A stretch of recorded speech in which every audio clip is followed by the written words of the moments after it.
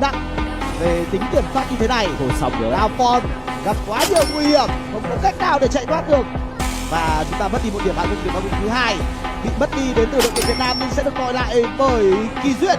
Này bây giờ sẽ là băng vào đến từ Kỳ Duyên, tiếp tục là Đào Phòn khổ quá. Đào Phòn khổ quá, sau đó lại đến Phôi Pha. Là Phôi Pha chạy được không? Phôi Pha chạy không nổi luôn. Có khúc nhạc rừng sâu thì chịu rồi. Hỏi con eo thu này, đây là cú đánh quá nhanh đến từ Đắk Lắk. Làm quá mồ đến từ Đắk Lắk. Duyên ơi, Duyên bên ngay.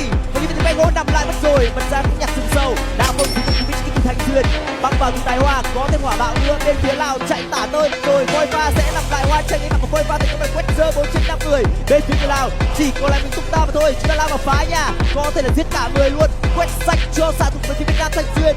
Và đó là điểm thứ 6 dành Thành Duyên liên tiếp cho bàn thi đấu này, chiến thắng 2-0 dành cho Việt Nam.